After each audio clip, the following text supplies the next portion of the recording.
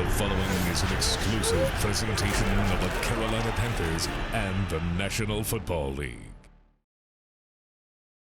On this special episode of the Panthers Huddle, Kristen and TD break down minicamp.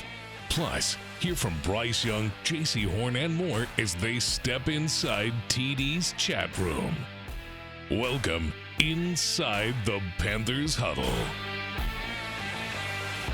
Welcome to a special mini camp edition of the Panthers Huddle. I'm Kristen Balboni, joined as always by Panthers legend Thomas Davis.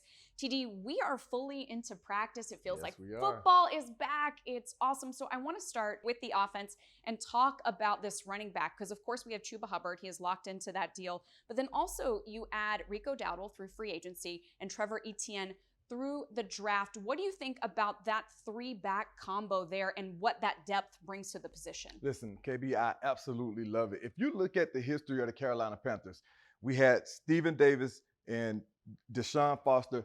That was a tandem. That was a duo. But we can't also forget that we also had Nick Goings during those times, and those guys were special. Then you come in and then you have D'Angelo Williams, and then you add in Jonathan Stewart, and then that's one of the best tandems that we had. But now, when we've always been at our best, we had a two-back system. But now, like you just talked about, adding in Trevor Etienne, man, that kid is going to be special. Rico Dowdle, we saw what he was able to do with Dallas. With him being a North Carolina kid, coming, adding it to the fold with Chuba. I think one of the things that we can directly look at last season with the way that we utilized Chuba, and he was phenomenal. You know, he had a great season.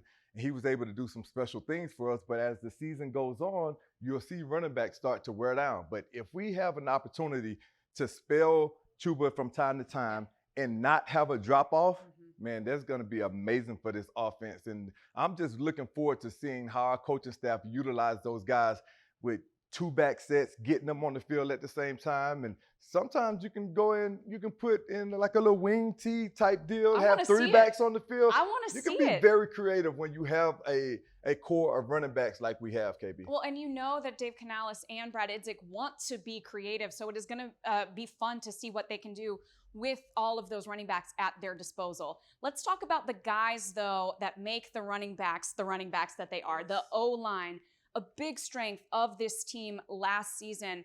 And now we are seeing competition. There's such a wealth of talent here that we are seeing competitions like at center between Cade Mays and Austin Corbett. TD, what does that mean to have that competition? KB, there's a plethora of riches on the offensive line. Dan Morgan did a phenomenal job in going out and securing that group last year.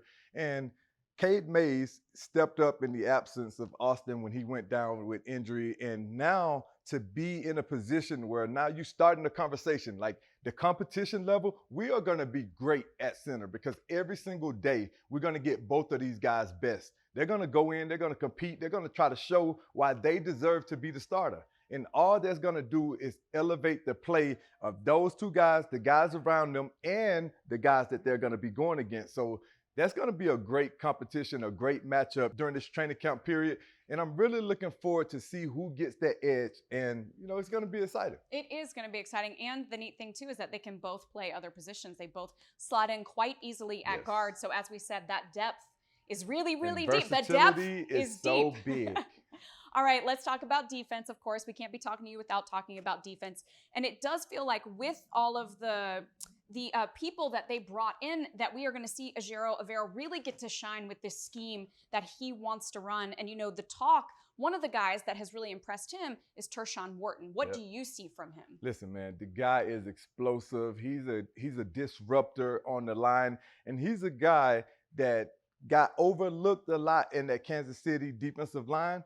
But all I have seen is a guy show up every single day, get out here, put his head down, come to work, make guys around him better, and just play with a ton of energy and a ton of effort. And whenever you have a big man that can move the way that he moves, things are going to happen good for you. So I'm looking forward to seeing just how disruptive this new group that we have up front is going to be, because we got to see the return on investment, the ROI on the offensive line last year. Now I'm looking forward to see what that's going to look like for this defensive line. Well, you talk about disruption on the defensive line. we got to talk about Derrick Brown. There's been so much anticipation from him working his way back from this injury, Pro Bowler. I know that he has been so excited to get back out there, and certainly fans very excited to see him back in the lineup.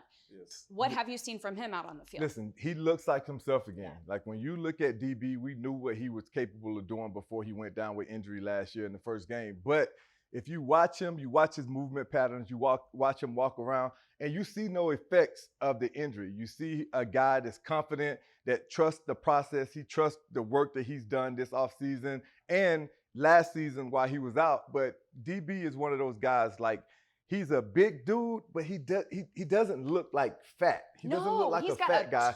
He has a ton of muscle like a build. brick wall. Listen, he would never hear me say that unless he watched this show. But he's a really good-looking defensive lineman and a guy as a linebacker that I would absolutely love playing in front of me, because I know that he's going to take up space. He's going to be a guy that's going to be very disruptive. And the offensive line has to pay attention to him. They have to know where he is, so they can't be worried about climbing up to the next level, because now you got DB, you got Turk, you got a ton of guys that can create havoc up front. So our linebackers are going to be pretty happy this season. All right, we got to get that clip to DB where TD is giving him all that praise. That'll be your one and only time that you get some praise from me, DB, being an Auburn guy. Well, we'll see once he gets into it. I bet he might get some high praise for you once we get into the season. We'll see about that. You better do some work. All right, coming up, we are going to hear from the players and the coaches on how practices are going. You have some veterans and you have some young guys that are all competing for the spots, and we can't keep all of them, and they're pushing each other. They're competing to find their opportunities to make plays, and certainly, like, even just in the individual drills, you can see guys, kind of looking around and, like, making sure that they're putting their best out there, So I love that. I love creating that kind of energy in each of the rooms because it just makes everyone better. Yeah, a lot of great personalities, a lot of great teammates. The guys that we brought in, the guys that are kind of coming into their own now in year two, just a lot of great personalities, great people. And at the end of the day, guys that want to be great and are doing the little things. Everybody wants it and is putting the work in to get there. So I'm having a blast, keeping me young, and a big reason why I'm back. Yeah, I think everybody should, come out there with a lot of energy and a lot of juice. Like, that's what I was saying when at the end of practice when I broke the team down. Like, everybody got to bring that attitude. It shouldn't just be me and Bryce or me and Chuba going back and forth. We got to come out here and compete every day because, like Coach Canales said, if you come out there and compete hard, the guy across from you ain't going to have no choice but to step his level up. So that's what we're trying to get done. Coming up, TD goes one-on-one with Bryce, Jaycee, and DB on the Panthers Huddle. This exclusive presentation of the Carolina Panthers Television Network is brought to you in part by Bank of America, the official bank of the Carolina Panthers. We have Bryce Young right here. Bryce, you guys have had a very exciting offseason. And, for you personally, I saw that you were very influential in the draft pick decision that we made. What was the thought going into that? And, how familiar were you already with T-Mac? Yeah, I was super grateful just to, just the organization. Obviously, they're the guys that do all the due diligence. Everyone up there, Dan and the entire front office, they do all the work. But just for them to at least hear me out, they're just asking for the people that I have been around, and obviously T-Mac being one of them. But I like you said, I'm grateful for the organization just for hearing me. And I have been around with T-Mac since we played each other in high school. Grew up not far from each other, so I had been around him a lot. So because of that, always been a fan of his game. Always kind of kept tracking him in college just as a fan. And I was super excited that he was available. He was around. We were able to pick and select, and I'm super excited he's a Panther now. There's a lot of energy and a lot of buzz around this football team right now. With the offseason moves that we've made, with the way that you finished the season last year, and the kind of production that the offense put up. What are some of your expectations personally, like from a personal standpoint? What are some of your goals, and what are some of your expectations for this football team? How high or how far do you feel like we could go? Yeah, just to win. Myself, the team, I'm grateful, especially personally, I'm grateful to play a position where, the team goals are my goals. How quarterbacks are judged is by winning games. So there's no personal stat, there's no personal accolade. If we win, all the goals of the team, personal goals for me, all of that goes with that. So we just want to win games, and Coach actually just got done talking about in the meeting. For us, we want to just make sure we're winning each day. We have an opportunity to now win these 3 days of mini camp, but we want to make sure that we're every single day giving our best. And I think that's what's going to set us up the best for Sundays when the season comes. Right now, we can't. We're so far away. It's still not something we could grab, but we can focus on today. We can focus on mini camp now during the off season, making sure that we're in the best spot to come back for training camp. So for us, we're just expecting to compete for ourselves, not look for external motivation, but be the best versions of ourselves. Last year, he had an amazing season, and he was rewarded very handsomely. Jaycee, kind of talk to us a little bit about, some of the things that you've been able to experience since making the Pro Bowl after having that season. Man, just a lot of love all around the league. It's always good to get the respect from your peers and the guys you go against. And it just made me feel even better, like seeing the top DBs and fan votes, and I wasn't nowhere in there, and then to make the Pro Bowl and just know it came from the guys that voted for me in the league and coaches and stuff like that. It meant a lot. So, now it's just about coming back next year and getting that All-Pro. Man, that's amazing. That's special. But what was it like, to finally have that redemption moment? For me, I faced a lot of injuries, and a lot of people talked a lot of trash. I was a first-round pick. You was a first-round pick. People called me a bust. They said that, the team wasted a draft pick on me, and I'm pretty sure you heard some of the same things dealing with your injuries. But how rewarding was that for you to be able to overcome all of that and have the success that you had? Man, super rewarding. And, people gonna talk, and I remember me and you having some conversations during those tough days where I was just getting the back-to-back surgeries or whatever, and you like, man, this same stuff happened to me. Just keep the main thing, go ball, and just watch how it change. And that's what I try to do. And I more so just wanted to prove it to myself, what type of player I am, be able to go to the Pro Bowl and do all that fun stuff. It meant a lot, but I'm still hungry because I feel like I lost a lot of time sitting out with them injuries and surgery, so I got some making up to do. So I'm coming back next year even harder for sure. So how excited are you with the moves that were made? Because me personally, I've been raving about the moves that Dan Morgan has made. In particular, during free agency is where it all started at. And then after free agency, to go into the draft and bring in some really, really high value, high quality players. How excited are you for your new teammates and the guys that you have playing next to you? Yeah, man, I definitely like everybody that got brought in. I think we got a damn good team right now. So I think, the sky's the limit, but it is what you make it. You know what I'm saying? We're going to go through training camp, OTAs and building. When we brought in my group, Bobby, Turk, you got guys. And then the one thing about it is I love that when we bring in guys, man, they just go to work. Like, we get ready to go to practice, like, it's not the complaining or, if you got money, acting like you got money. It's just we want to work. Like, we got a goal ahead of us. Mm-hmm. And I feel like we got 6, 7 guys, 8 guys in our room that could do that. Just to be able to, have faith in the room, that's the big thing for us. And, I think we got that. And, I look forward to being able to have that, not only that rotation, but like being able to, have those guys, the level of play not drop if somebody's going to come out of the game. How excited were you guys defensively knowing, like, we have an offense that can score now?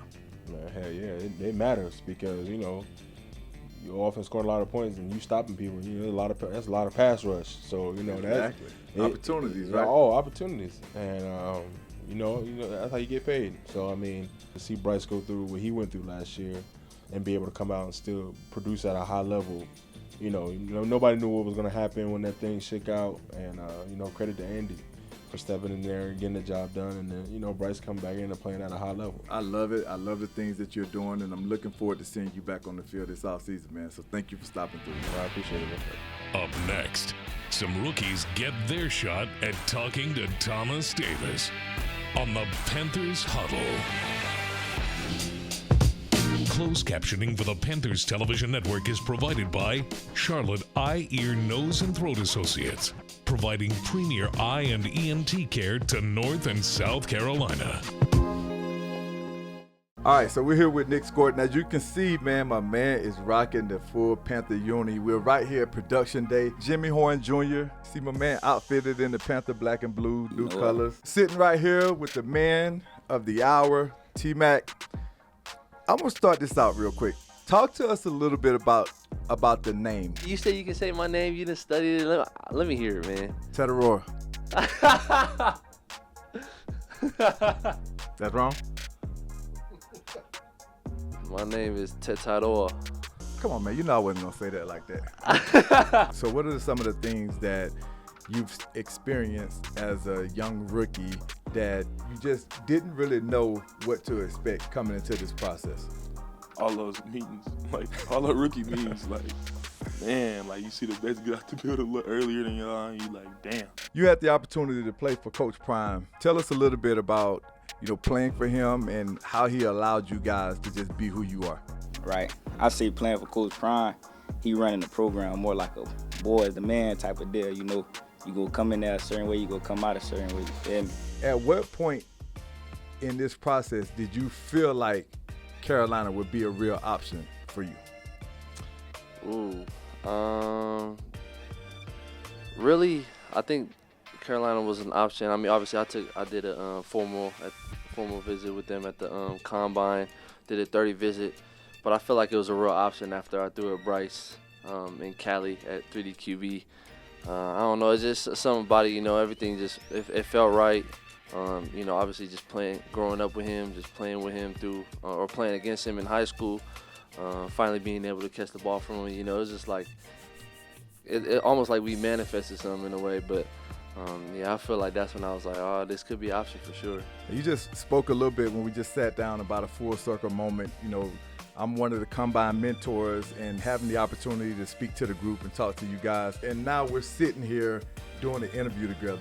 I mean, just crazy and surreal how things happen sometimes, right? Yes, sir. I remember I was just talking to one of, I think Coach AC Carter, I was talking to him about, like, it's crazy. Like, I took a picture with Thomas Davis at the combine. I showed him a picture, and I got drafted to his team. And, hearing you talk about me over my highlights and stuff like that was just like it was a crazy moment for me. Like damn, I kind of made it a little bit. Who are some of the vets that you're looking forward to, one, playing with, and two, going against? For playing with, on the offensive side, Bryce, Adam, and I've been picking up a game from Demo, all the older guys in the room, the vets that done been here and done it. And then on defensive side, Mike, Jack, and JC, them the top two corners on the team right now. So I know they go bring it, so I got to bring it too. I saw the friendly banter between you and Jaycee Horn, and you kind of mentioned JC earlier. Man, that boy good.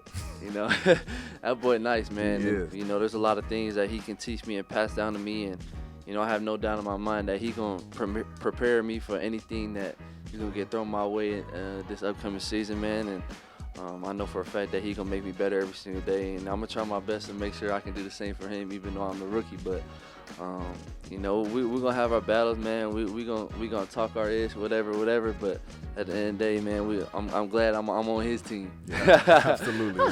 How much do you equate that to your upbringing and kind of where you grew up in Florida? Like, how do you feel that has helped you with that mentality, with that mindset of I'm ready for whatever on the field? Right. I feel like you just gotta be ready at all times, because you never know when the opportunity will come. So whenever they do come, just gotta be ready. And then, like, growing up where I grew up at, you just gotta always just be ready. Yeah, sure. Like somebody, it's just a competitive nature where I'm from, so it's always some competitor going on. Right. Like, it could be who could catwalk the bike the farthest. Right. Who could throw the ball the farthest hills. What were some of the things that you learned early in the transition from Purdue to the SEC? I think really, I'm not going to say I'm around more guys who love football, because that's a lot. I'm around guys who want to make a career path about football, like guys who want to go to the NFL. And like, then just how much the schools care about the football program. Like, it's football or nothing. Like that is what it is. And SEC, you be playing a game every week. Like, you're not going to get nobody. No disrespect to Purdue or like the Iowas or. Hey, listen, it is what it is. We know what you mean. Yeah. Welcome to the city. For sure. Appreciate y'all. Most definitely appreciate y'all for welcoming me to the city and bringing me to the city, man. Yeah, Lord, let's get it. After the break, Kristen and TD close out the show with their final thoughts on the Panthers Huddle. This exclusive presentation of the Carolina Panthers Television Network is brought to you in part by Bank of America, the official bank of the Carolina Panthers. All right, let's talk about training camp. It's going to be here before you know it. And I want to know, it's the second year that it is in Charlotte. So I want to know, what are the advantages of that? And then also, where do the guys need to be intentional about the fact that they're going to be going home? Yeah, I mean, so the advantages of it is, you know, you're in a space, you're in a place that you're very comfortable with, and you know the insides and outs of this building. So you have that level of comfortability as a player. But I think one of the things that we got to be very intentional about is the camaraderie and the team bonding, team building aspect of training camp. Because going down to Wofford used to always allow us to separate, be away from family, and just really lock in on the new family dynamic that we're creating as a football team. So we had the opportunity to spend a ton of time after practice together as a group, a ton of time during breaks and meal times and those times during the day that we had as players that we just bonded, that we spent time playing cards, we joked on each other, we played video games. We did all of the things that you needed and wanted to do when you're not focused on football, when you're not watching film, when you're not constantly going out competing, grinding against one another. We had the opportunity to go out and build a bond as a team, you know, and I think that those are the teams that you see played the longest. Like the teams that are closest, that have those kind of brotherhood type feels in family environments, those are the teams that you see play all the way to the end of the season in the Super Bowl, and that's what we want to see from this football team. So they got to figure out a way to create that kind of dynamic. And we know that'll be top of mind for the vets, just like you used to do as a leader of this team. So I'm sure we will see that in all of those team bonding activities. All right, thank you everybody for joining us for our mini camp special. We will be back before not too long, but until then, keep pounding. You've been watching the Panthers Huddle, a copyrighted presentation of the Carolina Panthers and the NFL.